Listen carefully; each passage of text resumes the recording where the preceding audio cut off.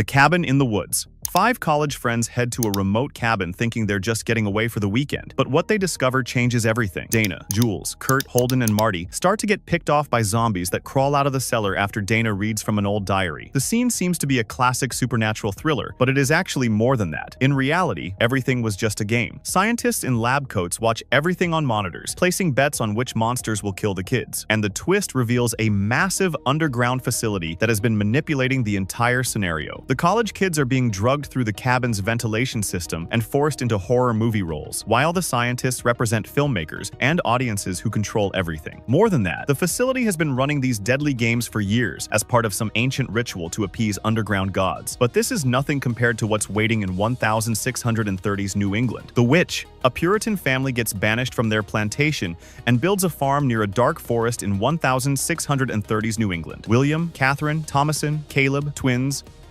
and Jonas and baby Samuel seem like a normal religious family. But everything goes to hell when baby Samuel disappears during a peekaboo game with Thomason. But little did the family know that a witch in a red cloak takes Samuel and uses his blood for flying ointment. After that, their corn crops mysteriously fail, animals start acting strange, and paranoia spreads throughout the household. Young Caleb went missing and died horribly, and the creepy twins start having full conversations with Black Phillip the goat, claiming he talks back and tells them secrets. The twist reveals that actual supernatural evil has been destroying them from day one. Because of that, Thomason embraces the dark forces and brutally kills her mother with a billhook and joins a coven of naked witches flying above the treetops. Their downfall wasn't paranoia, it was real demonic witchcraft all along. And speaking of supernatural threats that seem impossible to escape, the next one is a perfect example.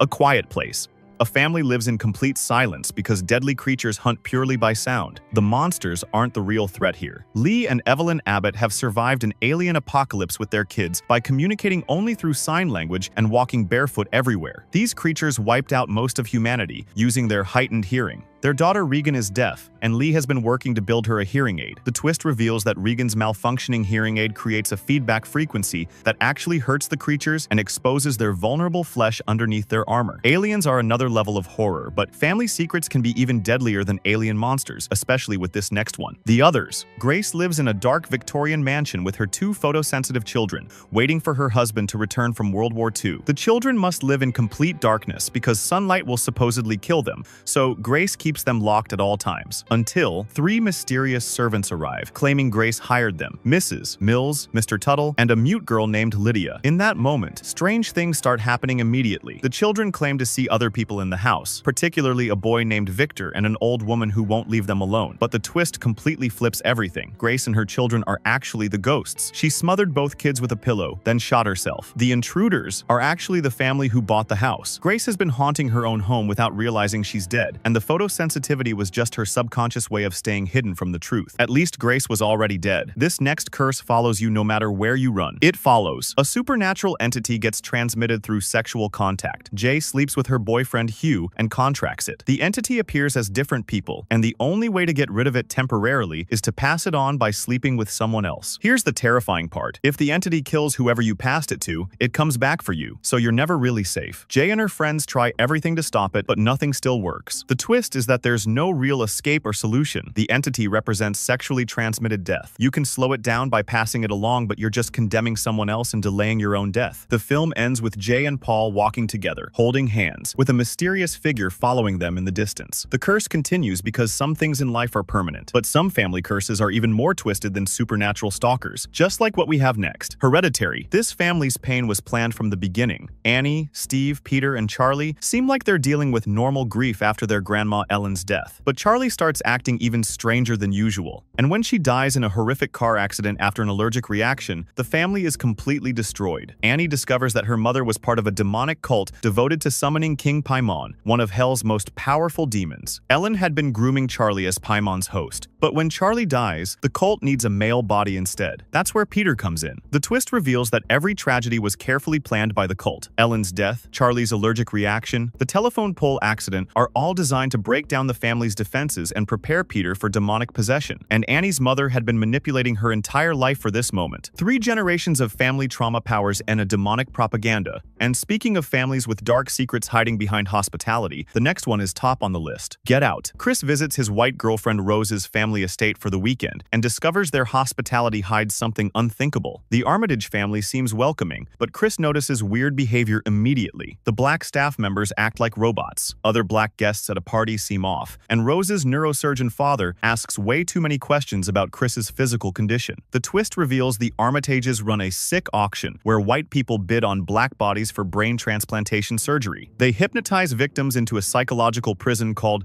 the Sunken Place, then transplant wealthy white brains into young black bodies for a sick form of immortality. Rose has been luring black men to her family for years as part of this operation, and Chris's strong physique and good genetics made him the perfect target for their next transplant. The family business is literally stealing black bodies. But this racial nightmare is nothing compared to when your own mind becomes the monster. The Babadook. Amelia struggles with her son Samuel's behavioral problems. When they find a creepy pop-up book called Mr. Babadook that shows the monster tormenting a family, strange things start happening in their house. Samuel keeps insisting that a monster called the Babadook is coming to kill them, and he builds weapons to fight it while his mother Amelia grows more exhausted and resentful. The horrors can be felt all throughout their house. Doors began to open by themselves, there were scratching sounds in the walls, and the Babadook seemed to be getting stronger and more violent. But the twist is completely psychological. The Babadook represents Amelia's repressed grief, anger, and resentment toward her son. She blames Samuel for his father's death because he was born the day her husband died. Her mental illness manifests as this supernatural monster that threatens to destroy both of them. Sometimes the real horror comes from inside your own head. But this next one also proved that fear and torture is real. Saw. 2 men wake up chained in a filthy bathroom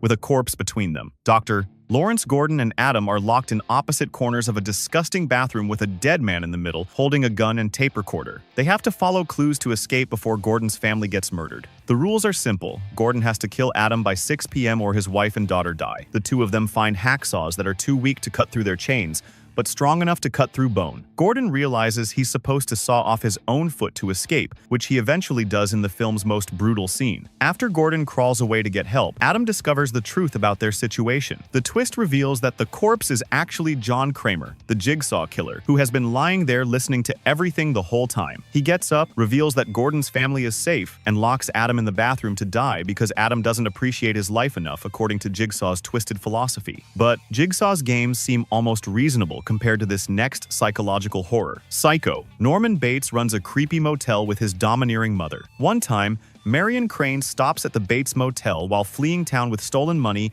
and meets Norman Bates. He's clearly terrified of his mother, who yells at him from their house on the hill and forbids him from getting close to women guests. When Norman shows interest in Marion, his jealous mother murders her. Norman discovers Marion's body and covers up what he thinks is his mother's crime. When Marion's sister and boyfriend come looking for her, Norman's mother kills a private investigator who gets too close to the truth. But the twist reveals that Norman's mother died years ago, and Norman has been dressing up as her and committing murders during psychotic episodes. The mother personality takes over whenever Norman feels attracted to women, and he has been preserving her mother in the basement the whole time. At least Norman's victims didn't know what was coming. This next curse gives you exactly 7 days to figure it out. The Ring. Journalist Rachel Keller investigates when 4 teenagers die mysteriously after watching a weird videotape at a cabin. The tape shows disturbing images: a ring of light, dead horses, a girl brushing her hair, and a well. After watching it, people receive a phone call telling them they have 7 days to live. Rachel watches the tape to understand what happened and starts experiencing supernatural phenomena immediately. Her ex-husband Noah also watches it and decides to uncover it together. The investigation leads them to Moesco Island and Samara Morgan. The twist reveals that Samara was a psychic child whose adoptive parents couldn't handle her supernatural abilities. Her mother, Anna, pushed her down a well and left her to die slowly over 7 days. Samara's rage and psychic powers created the cursed tape as a way to continue killing people even after death. Even worse, Samara chooses her victims and decides who deserves to die based on her own wants. The next one also feel that you are destined to have a horror death. Midsummer. Danny joins her boyfriend Christian's trip to a Swedish midsummer festival. She is dealing with grief after her bipolar sister murdered their parents in a murder-suicide, and Christian was planning to break up with her before the tragedy. His anthropology friends invite them to Horga, a Swedish commune celebrating a midsummer festival that only happens every 90 years. Everything seems peaceful at first, then turns into a horrifying one when 2 elderly community members jump jump off a cliff as part of a ritual suicide. After that, Christian's friends start disappearing one by one during various ceremonies. The twist shows that this is not a normal cultural festival. It's an elaborate manipulation designed to recruit new members and kill outsiders. Danny gets chosen as the new May Queen and has to decide Christian's fate after discovering he's been drugged and seduced into participating in a fertility ritual with a young Swedish girl. The film ends with Danny finally smiling as she watches Christian burn alive inside a bear carcass. This proves that sometimes the most disturbing horror happens in festive moments. The Sixth Sense. Malcolm, a child psychologist, meets with 8-year-old Cole Sear, who insists he sees dead people walking around like regular people. Cole's mother is worried about his behavior, but Malcolm is eager to help the boy heal, because Malcolm is guilty over his last patient, Vincent Gray, who shot him before the kid decided to kill himself. Malcolm works with Cole to understand his supernatural ability and teaches him to communicate with the ghosts to help them find peace. As the kid learns to help the dead people resolve their unfinished business, Malcolm notices strange things. His wife Anna seems to ignore him. The terrifying twist is that Malcolm has been dead the entire time. Vincent Gray killed him in the opening scene, and Malcolm has been a ghost throughout the whole movie without realizing it. He appears only to Cole because the boy can see dead people, and Malcolm's unfinished business was helping a child like Vincent. At least Malcolm tried to do something good. This next one is purely evil. The Silence of the Lambs. FBI trainee Clarice Starling interviews the brilliant cannibal Hannibal Lecter to catch another serial killer, Buffalo Bill. This killer kidnaps women and skins them to make a woman suit for himself. Hannibal agrees to help in exchange for personal information about Clarice's childhood and better prison accommodations. Meanwhile, Buffalo Bill kidnaps Catherine Martin, a senator's daughter, and keeps her in a pit while he prepares to kill her. The FBI thinks they've identified Buffalo Bill as James Gumb and raids what they believe is his house. Clarice ends up at the same house independently, not knowing the raid failed. The twist reveals that Hannibal has been manipulating everyone to build his own escape. When Clarice confronts the real Buffalo Bill alone, Hannibal uses the chaos to kill his guards and escape prison, wearing one guard's face as a mask. After that, Hannibal disappears into the world as a free man. But even Hannibal's manipulation seems straightforward. Nothing compares to the next. Shutter Island. U.S. Marshal Teddy and his partner Chuck arrive at Ashcliff Hospital on Shutter Island to investigate the disappearance of patient Rachel Solando. Teddy believes the hospital is conducting illegal experiments on patients. He's also looking for Andrew Laeddis, the man who killed his wife Dolores in an apartment fire. Strange things happen throughout the investigation. SN. Teddy experiences flashbacks to his time as a soldier liberating concentration camps. His partner Chuck seems helpful but occasionally acts oddly. The twist uncovers that Teddy is actually Andrew Laeddis. Teddy Daniels and Chuck are actually the psychiatrists who taught him role-playing therapy. The entire investigation was a treatment plan designed to help Andrew face the truth about his family's deaths. The film ends with Andrew asking,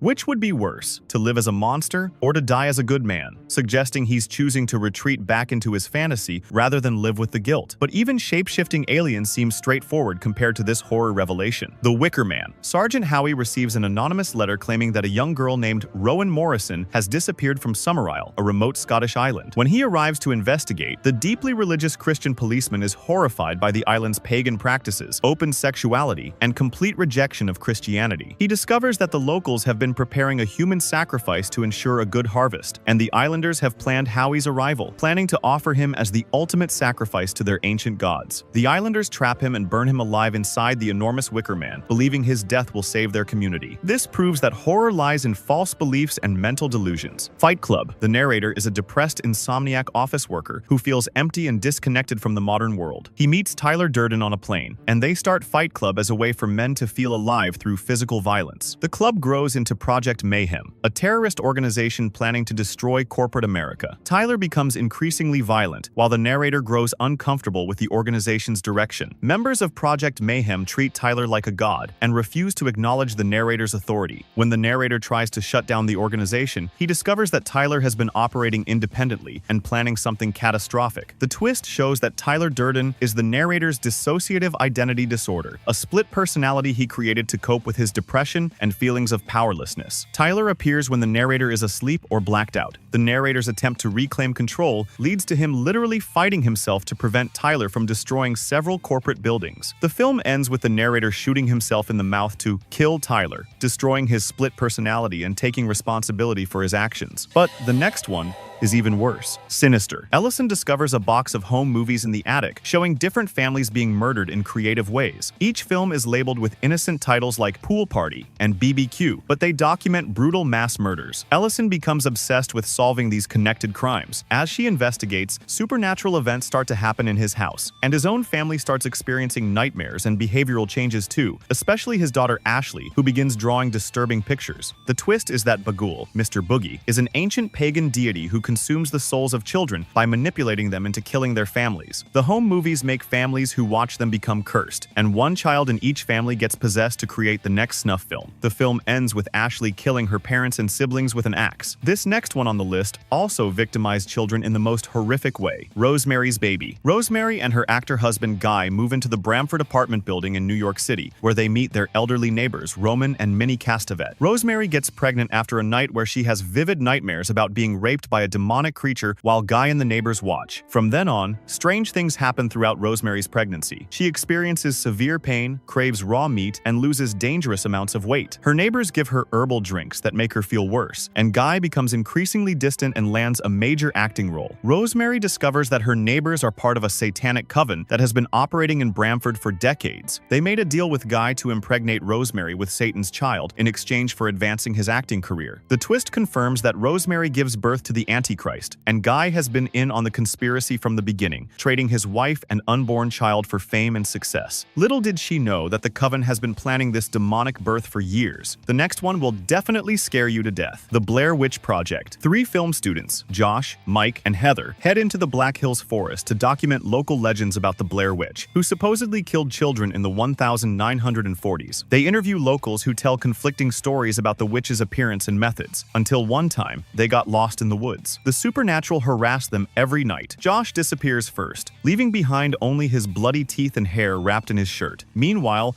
Mike and Heather continue documenting their deteriorating mental state. The twist is that the Blair Witch never appears directly. All the horror comes from psychological breakdown and the character's imagination running wild. The found footage makes everything feel real. Mike and Heather find an abandoned house where Mike stands facing the corner like the witch's victim supposedly did before dying. Heather screams, the camera falls, and everyone never sees what happened to them. The film works because it taps into the familiar feeling of being lost, helpless, and stalked by something you can't see or understand.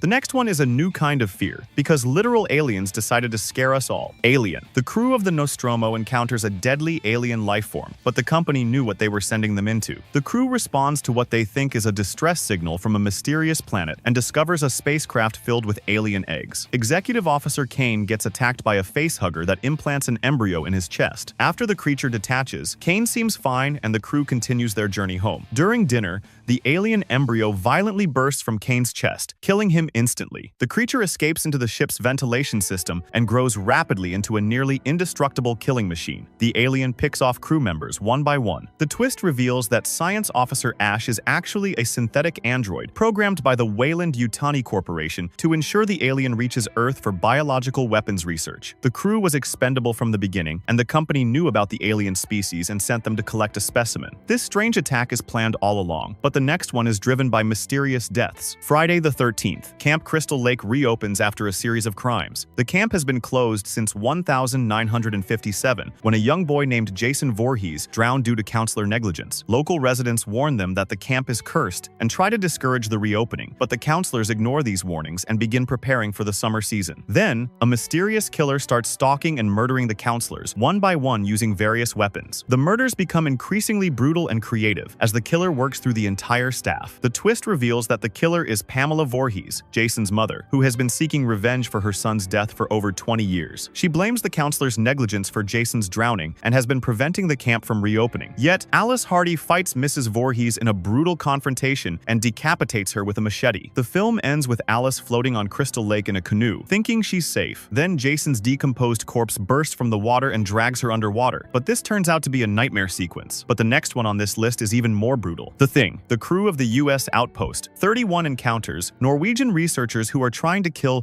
what appears to be an ordinary sled dog. After the Norwegians die in a helicopter crash and gunfight, the Americans bring the dog back to their station. The dog transforms into a grotesque alien creature that attacks the other dogs before being destroyed. The alien organism can perfectly imitate any living being by assimilating and copying their cellular structure. Once someone is absorbed, the thing can replicate their memories, personality, and behavior so completely that it's impossible to tell who is human and who is the alien. The twist is that anyone could be the thing at any time, including the protagonist, MacReady. The film ends with MacReady and Childs as the only apparent survivors, but one of them might be the thing. They're stuck in the burning station with no way to verify each other's humanity, and the organism might survive the cold and eventually reach populated areas. But the next one is the horror movie that truly scared everybody, The Conjuring. Roger and Carolyn Perron move into a Rhode Island farmhouse with their 5 daughters and immediately experience paranormal activity. The supernatural events get worse every night, ending in violent attacks on family members. Paranormal investigators Ed and Lorraine Warren examine the house and discover that the property was owned by Bathsheba Sherman, a witch who sacrificed her newborn baby to the devil and cursed all families who would ever live on the land. She hanged herself from a tree, proclaiming her love for Satan. But the twist is, Bathsheba's spirit has been possessing mothers in every family who lived in the house, forcing them to kill their children before committing suicide. Bathsheba possesses Carolyn and tries to force her to kill her daughters, but the Warrens perform an exorcism that saves the family. However, the house remains cursed, and the Annabelle doll in the Warrens' collection was just one of many cursed objects in that house. At least the Perrons knew they were facing a supernatural threat. This next guy had no idea he was fighting himself. The platform seems straightforward. A vertical prison where food descends daily on a platform.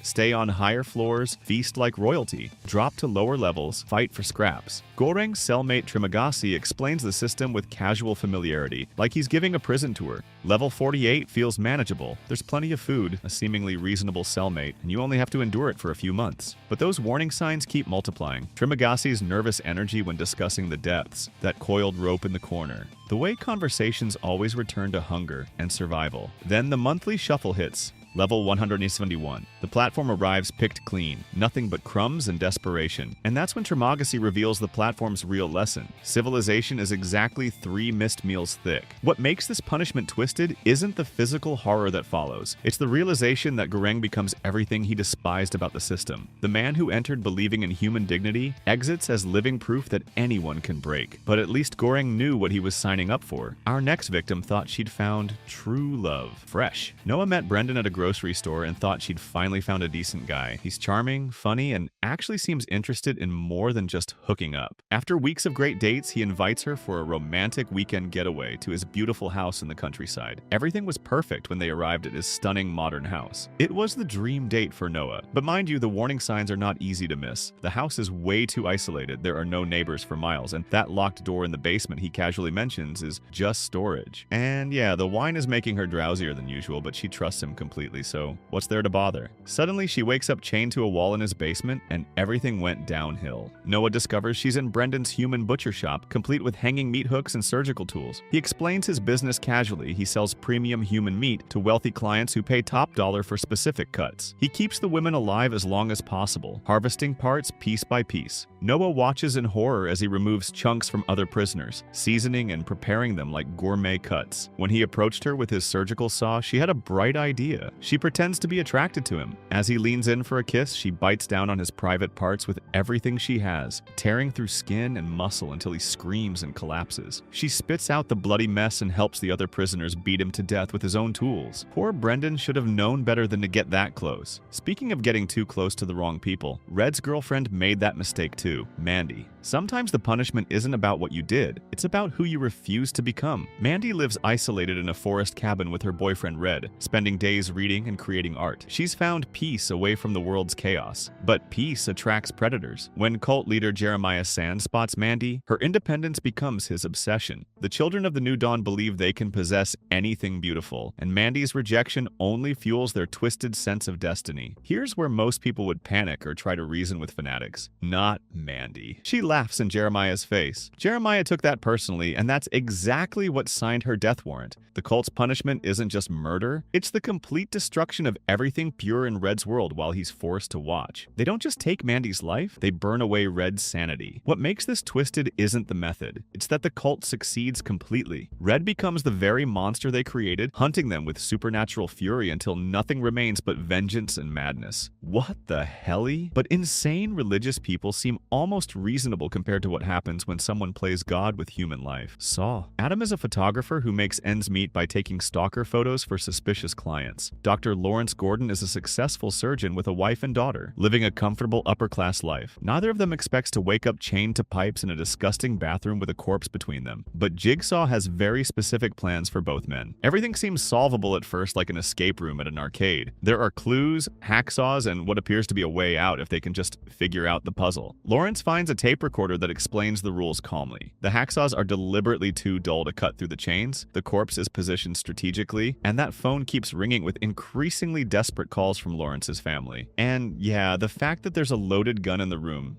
definitely isn't good news. Suddenly, Lawrence's family gets kidnapped by Jigsaw's accomplice, and everything goes wrong. The killer gives Lawrence until 6 o'clock to kill Adam or watch his wife and daughter die. As the deadline approaches, Lawrence realizes the hacksaws aren't meant for the chains at all. They're meant for cutting through bone and flesh. He positions the saw against his ankle and begins cutting through his own foot, screaming in agony as blood pours across the bathroom floor. The bones crack and tendons snap as he saws back and forth, his face contorted in absolute pain. When he finally cuts completely through, he crawls across the floor, leaving a trail of blood, grabs the gun, and shoots Adam in the shoulder. Lawrence drags himself out to find help, but Adam is left chained and bleeding as the lights go out and the door slams shut. And just like that, Adam learned what Jigsaw really wanted. Meanwhile, the Firefly family was dealing with their own twisted situation, the Devil's Rejects. The Firefly family consists of Baby, Otis, and Captain Spaulding. They are 3 psychotic killers who've been torturing and murdering people for years. When Sheriff Weidel's brother gets killed during a raid on their compound, the surviving family members go on the run, leaving a trail of bodies behind them. They think they can outrun the law and keep doing what they love most. But they are wrong. The table turns when they take a motel room and capture a traveling family to torture for fun. Baby and Otis are in their element, playing twisted games with their victims while Spaulding handles the logistics. The thing is, Sheriff Weidel is tracking them all this time. He's recruited local psychopaths like the Unholy Two, and his methods are becoming just as brutal as theirs. And yeah, the fact that he's carrying torture tools probably should have worried them. Suddenly, Sheriff Weidel captures them in the motel, and everything goes wrong. Weidel has gone completely insane with revenge, and he subjects the family to the same tortures they inflicted on others. He nails Otis to a chair and starts zapping him with a cattle prod while playing gospel music. Baby gets tied up and terrorized with the same psychological games she used on her victims. The sheriff brings in the Unholy Two to help with the torture, and they take turns beating and burning the family members. When the Firefly family finally escapes, they're battered and broken, driving toward a police roadblock in a stolen car. Rather than surrender, they grab their guns and charge into a hail of bullets, dying in gunfire. Poor Sheriff Weidel, he became the very thing he was hunting. But speaking of becoming monsters, let's talk about what Leatherface's family did to their victims. The Texas Chainsaw Massacre. Sally, Franklin, Kirk, Pam, and Jerry are just college kids driving through rural Texas to visit an old family property. They seem like typical young people, making jokes, planning their weekend, and not taking the locals' warnings seriously. When they encounter the isolated Sawyer family homestead, they think they're just asking for help with gas. Everything seems quiet when Kirk approaches the farmhouse looking for fuel. The property looks abandoned, just some old furniture and animal bones scattered around. The red flags are everywhere though. The house reeks of death, there are human skulls decorating the porch, and strange noises keep coming from inside. But they just ignore all of it. And yeah, the fact that there's a chainsaw revving up in the background definitely isn't normal.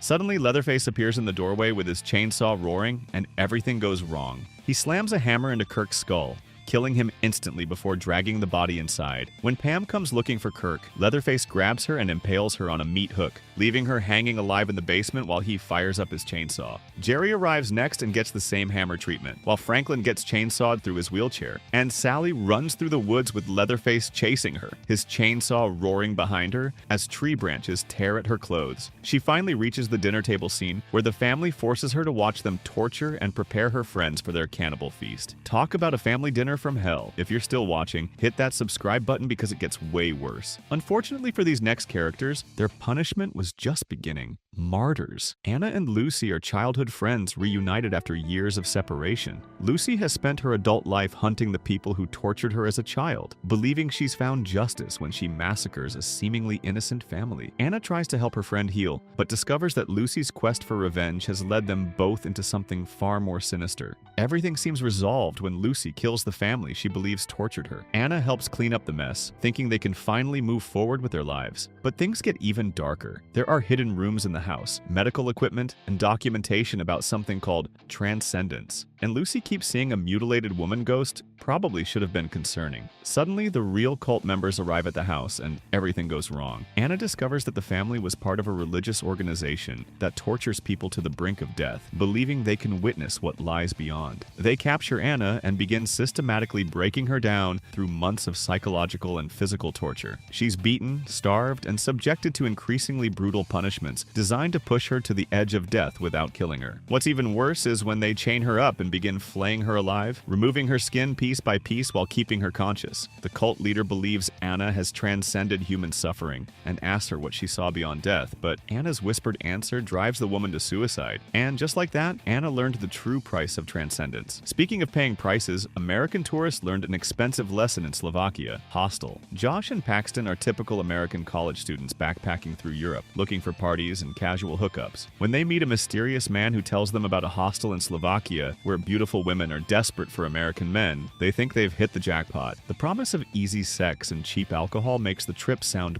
perfect. Everything seems amazing when they arrive in the Slovakian city. The hostel is modern and clean, and beautiful women immediately start flirting with them. They're living their college fantasy. The warning signs are subtle at first. The other tourists keep disappearing. Local workers act nervous around certain guests, and there are strange sounds coming from the basement. Then Josh wakes up strapped to a chair in a basement torture chamber and discovers that the hostel is actually a front for elite hunting, a business that sells torture experiences to wealthy psychopaths. Rich clients pay millions to torture and kill kidnapped tourists. Josh gets assigned to a German businessman who starts by drilling holes in his body, taking his time to maximize the pain. The man explains each torture tool carefully, describing how much damage each one will cause before using it. His Achilles tendons get sliced, preventing him from running. Meanwhile, Paxton discovers the operation and has to fight his way through multiple torture chambers, watching dozens of victims being slowly murdered by their wealthy torturers. Poor Josh should have read the hostel reviews more carefully. But if you thought that surgery was bad, wait until you hear about the Human Centipede sequel, The Human Centipede 2. Martin is a mentally disturbed man who works as a security guard and becomes obsessed with the first Human Centipede film. He watches it repeatedly, taking notes and planning to recreate the experiment with more victims. His plan is to capture 12 people and surgically connect them to form a longer centipede than in the original movie. Martin starts kidnapping his victims, a few tourists here, some locals there, keeping them drugged and docile in his warehouse. He has medical supplies and restraints. Unlike in the movie, Martin has no medical training.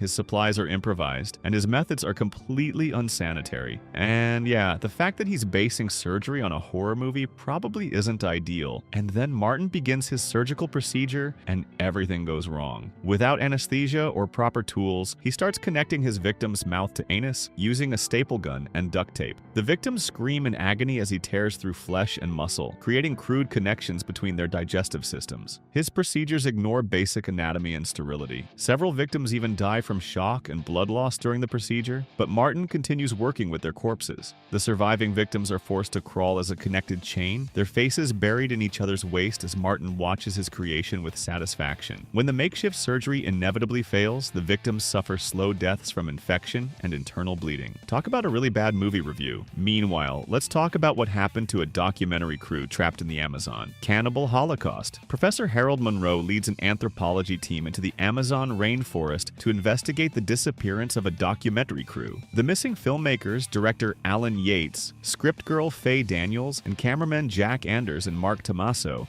went to document cannibal tribes and never returned. Monroe's rescue team finds their equipment and film canisters, but the footage reveals a horrifying truth. Everything seemed perfect when the documentary crew first arrived in the jungle. They had proper equipment, local guides, and a clear mission to capture authentic tribal life. They were making good progress filming various tribes and their customs, but things started to get worse as they pushed deeper into unexplored territory. Their guides kept warning them about dangerous tribes. They were running low on supplies, and their behavior toward the locals was becoming increasingly exploitative. And they even started burning down villages for dramatic effect, in which they probably crossed some lines. Because of that, the Yanomamo tribe captures the entire crew, and everything goes wrong. The recovered footage shows the tribe subjecting the filmmakers to ritualistic torture and cannibalism while their own cameras keep rolling. Alan gets impaled through his torso on a wooden spike, while the cannibals systematically dismember Jack and Mark, using stone tools to cut away flesh while they're still alive and conscious. They also force Faye to watch her colleagues being butchered and consumed before gang raping her repeatedly. Finally, they decapitate her with a machete, holding her severed head up to the camera as blood pours from her neck. The tribe then feasts on all 4 bodies, tearing flesh from bones with their teeth while the camera captures every gruesome detail. Poor Monroe wishes he'd never found that footage. Speaking of footage that should stay hidden, let's talk about a twisted prom night.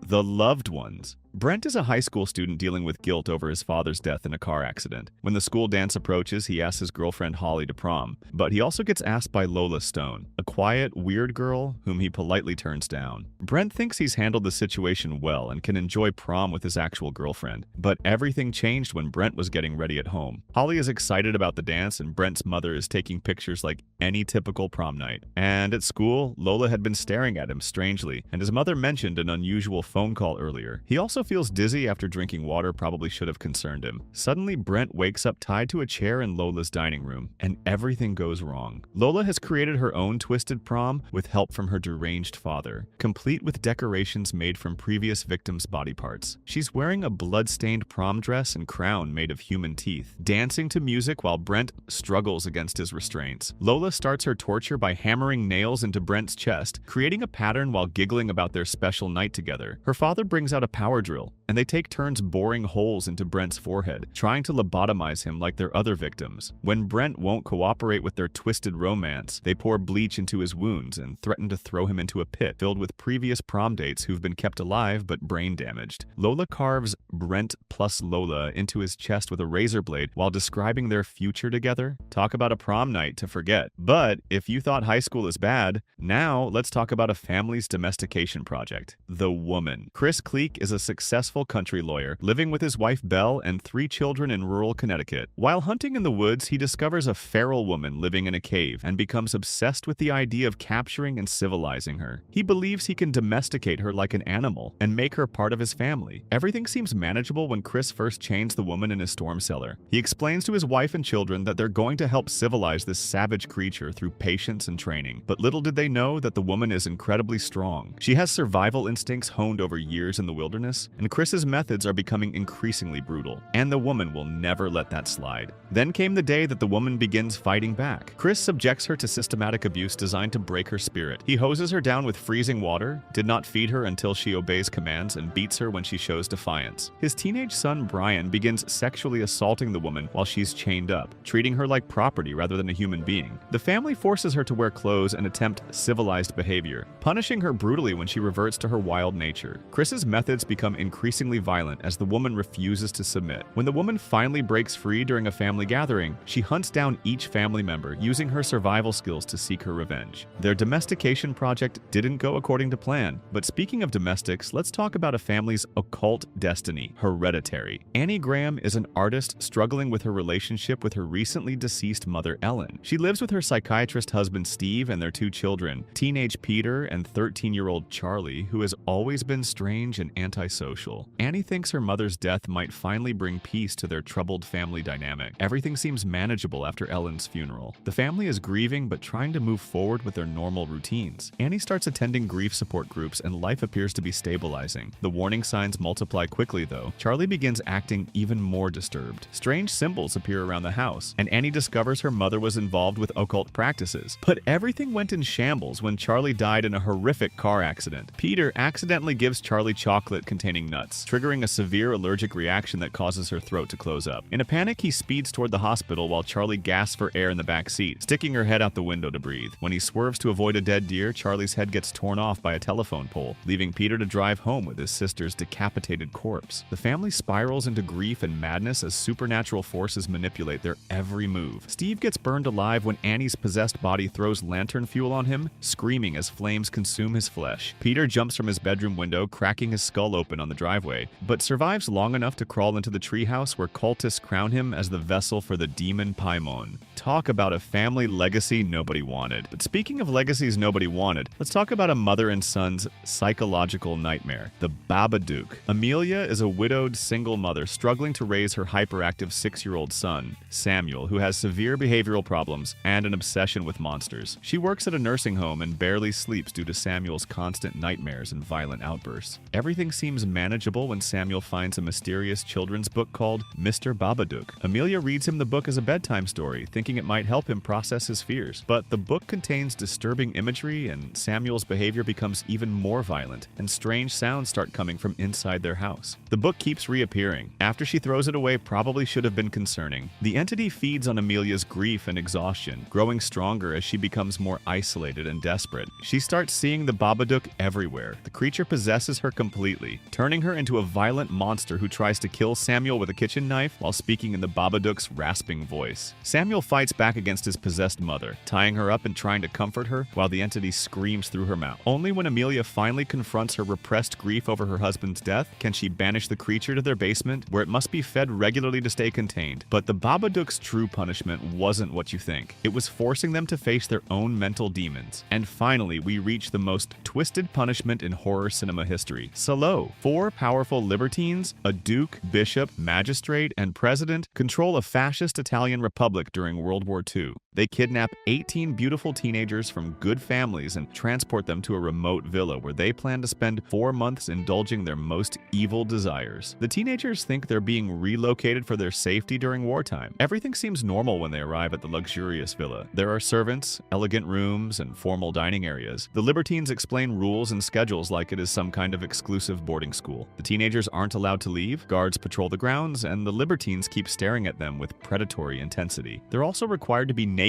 during certain hours. The libertines subject the teenagers to 4 months of escalating physical, sexual, and psychological torture. They force the victims to participate in degrading ceremonies, sexual slavery, and cannibalistic rituals, while professional storytellers narrate increasingly twisted fantasies. The teenagers are beaten, burned, and mutilated for the libertines' amusement. Guards torture anyone who shows resistance. The final punishment involves the execution of victims in a courtyard while the libertines watch through binoculars, taking turns describing each death in clinical detail. The film ends with the libertines dancing casually while their latest victims scream in the background, treating mass murder as just another form of entertainment. The Signal. When mysterious transmissions start turning people into violent killers, and instead of finding safe shelter, they actively run toward the chaos. They abandon perfectly good hiding spots to go into the open, where the signal is strongest. It turns out that the transmission turns ordinary people into homicidal maniacs. Despite the danger, they still run directly into areas with the highest concentration of infected people. They ignore multiple opportunities to find shelter and instead chase after the source of their problems. Their complete lack of basic survival instincts gets them killed in the most predictable ways possible. But this one was nowhere near as dumb as the next one. Evil Dead. 5 friends arrive at a remote cabin in the Tennessee wilderness for a weekend getaway. They discover a mysterious book in the basement called the Necronomicon, bound in human flesh and filled with literal ancient warnings. The book comes with audio recordings that explicitly warn against reading the passages aloud, and any reasonable person would leave the book alone, but despite every obvious red flag, they still play the recordings and recite the ancient passages. Kunda, Strata, Montose, Honda. After they recite the spells, it immediately unleashes demonic forces that kill them one by one. Their curiosity literally opened the gates of hell in their living room. Unfortunately, this was nowhere near the dumbest decision on the list. Cabin fever. A group of college friends rent a cabin for a weekend of drinking and fun, but it quickly turned dull when they encountered a bleeding local man. He shows visible signs of a horrific flesh-eating disease, and his skin is rotting off and he's bleeding from multiple wounds. The man is clearly diseased and begging for help while warning them about contamination. vacation. Instead of immediately leaving or calling for medical help, they continue their vacation like nothing happened. They see the most obvious signs of a deadly outbreak and still decide to keep partying. Instead of evacuating immediately, they continue drinking, swimming, and socializing. They ignore quarantine protocols and keep physical contact with each other even after exposure. Their refusal to take a deadly plague seriously turns their party into an immediate funeral. But those people just wanted to have a good time. These next teenagers actively chose to become criminals. I know what you did last summer. 4 teenagers are driving home from a party when they accidentally hit and apparently kill a fisherman on a dark coastal road. The normal response would be to call 911, report the accident, and deal with whatever consequences come. But they decided to cover up the accident instead. They dump the body in the ocean and swear to never speak about it. However, the victim survives the dumping and spends a year planning his revenge. He returns as a hook-wielding killer who hunts them down one by one. But at least they tried to stick together during their stupidity. These next people couldn't even do that. Scream. The residents of Woodsboro know there's a masked killer targeting teenagers with a hunting knife. They've seen the news reports, attended the funerals, and witnessed attacks firsthand. Multiple students have been brutally murdered by someone in a ghost face costume. The killer uses phone calls to psychologically torment victims before attacking. And I'm not gonna stop until I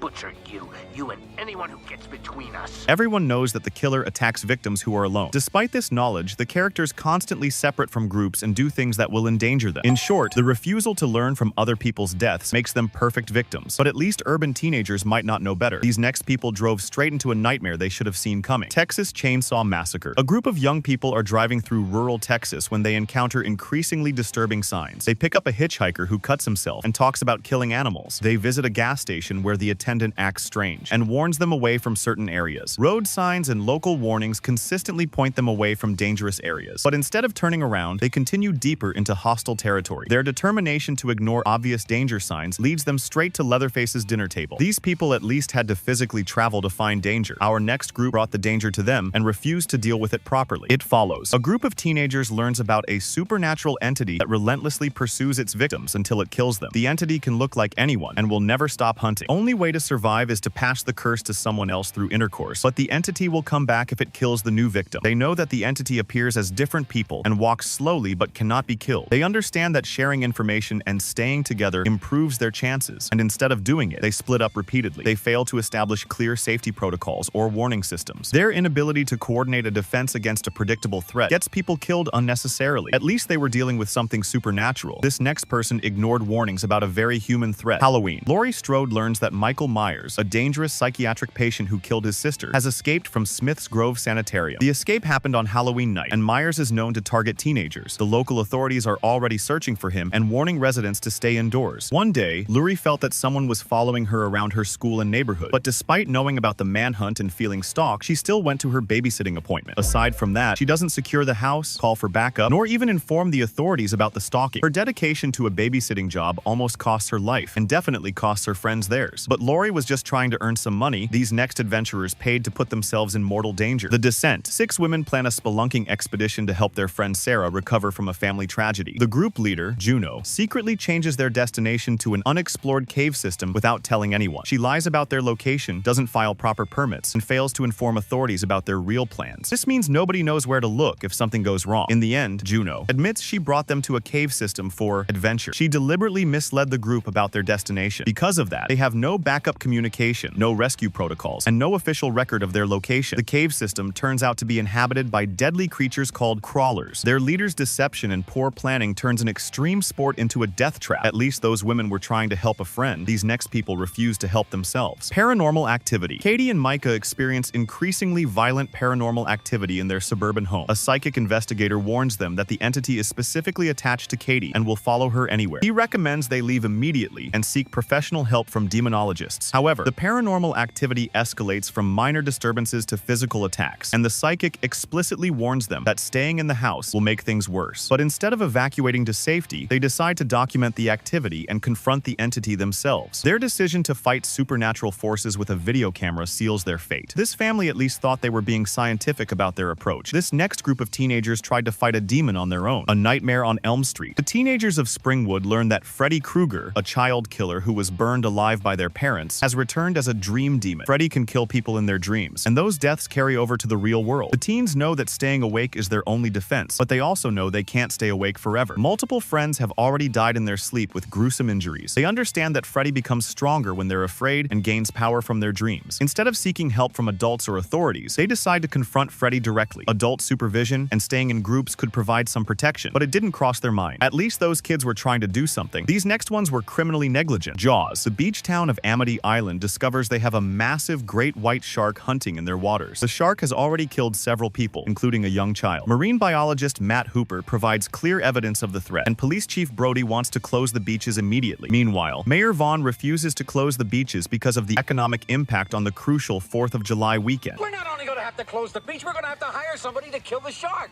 The shark attacks are witnessed by multiple people with physical evidence. He dismisses the threat and downplays the danger to protect business interests. His prioritization of money over human lives directly leads to more shark attack deaths. But that mayor was at least trying to protect the local economy. These next people doomed themselves out of pure curiosity. The Ring. A group of teenagers finds a mysterious unmarked videotape at a remote cabin. They've heard urban legends about cursed videos that kill people, but they don't take the stories seriously. The tape contains disturbing, surreal imagery including a well, dead horses, and a woman brushing her hair. After watching it, they receive a phone call saying they have 7 days to live.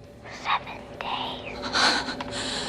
And instead of dismissing it as a prank, they become obsessed with solving the mystery. They research the tape's origins and expose more people to the curse. Their curiosity about a cursed object starts a serial murder. At least those people didn't know what they were getting into. These next characters walk directly into obvious horror. The Cabin in the Woods. 5 college friends arrive at a remote cabin for a weekend getaway. The cabin is decorated with strange artifacts in the basement and filled with a creepy atmosphere. They find a collection of cursed objects and decide to interact with them despite obvious warnings. Do not read the Latin.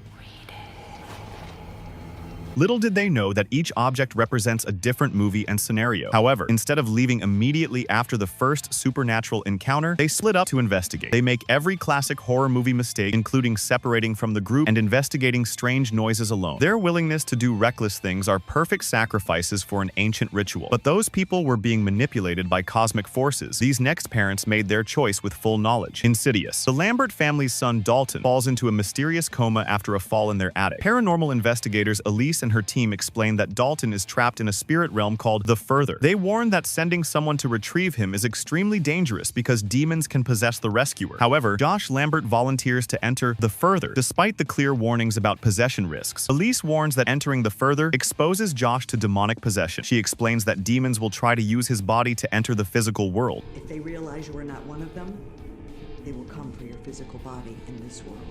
Their decision to risk demonic possession destroys their entire family. At least those parents were trying to save their child. These next kids kept making the same mistake over and over. The Children of Derry learn that Pennywise the Dancing Clown is an ancient cosmic entity that feeds on fear and kills children every 27 years. They witness his shape-shifting abilities and understand that he becomes stronger when they're afraid or alone. They know that staying together gives them power against him. Despite this knowledge, they frequently split up during confrontations. They allow fear and personal conflicts to divide them at crucial moments. Their inability to maintain unity against a predator that specifically targets isolated children nearly cost them everything. But those were just kids dealing with horror. These next adults walked into obvious danger. Wrong turn. A group of friends becomes stranded in the West Virginia mountains after a car accident. They discover evidence of violent inhabitants, including human bones, animal traps, and abandoned vehicles. Local warnings and creepy encounters should convince them to find the main road and leave immediately. But instead, they let their curiosity drive them. They go deeper into the woods looking for help from people who are clearly dangerous. They approach buildings and areas that are obviously inhabited by dangerous people. Their curiosity about obvious threats leads them directly to a family of cannibals. But at least those people were lost and looking for help. These next filmmakers actively sought out danger. Blair Witch Project. 3 film students venture into the Black Hills Forest to investigate the Blair Witch legend. But just after their first day, they got lost and discovered that their map and compass are unreliable. Strange things begin happening. Local warnings and their own experiences should convince them to find their way back to civilization. But still, they pursue the legend deeper into dangerous territory, while their situation deteriorates. Their obsession with getting footage prevents them from prioritizing their safety and survival. But still, nothing compares to the next horror movie and the dumb decisions its characters made. The Final Destination. Alex Browning has a premonition of a catastrophic plane crash and manages to save several passengers by causing a disturbance. The survivors initially feel grateful, but they begin dying in elaborate accidents that seem designed to restore death's plan. Instead of accepting their fate or seeking spiritual guidance, they become obsessed with predicting and preventing their deaths. However, their attempts to prevent specific horrific death scenarios blind them to alternative methods. They become so focused on avoiding obvious dangers that they miss the real threats. Their obsession with cheating death makes them easier targets for increasingly creative execution methods. But those people were at least trying to live. Our final entry shows what happens when someone completely gives up on sanity. The Shining. And the #1 dumbest decision that puts all others to shame is a father who isolated his family in a haunted hotel during his mental breakdown. Jack Torrance accepts a job as winter caretaker at the remote Overlook Hotel, despite being warned about the isolation's psychological effects. He brings his wife Wendy and psychic son Danny to spend months alone in a hotel with a history of violence and supernatural activity. Meanwhile, Jack also has a history of alcoholism and anger issues, making him particularly vulnerable to the hotel's influence. The hotel's previous caretaker murdered his entire family during a similar winter isolation period, and Danny immediately senses evil presence and sees disturbing visions throughout the building. But instead of leaving when problems become apparent, he embraces the hotel's haunted influence. His decision to stay, despite obvious supernatural threats and his own psychological vulnerability, nearly destroys his family and makes him a murderer. This single choice to ignore every red flag and warning creates the most iconic horror movie disaster of all time.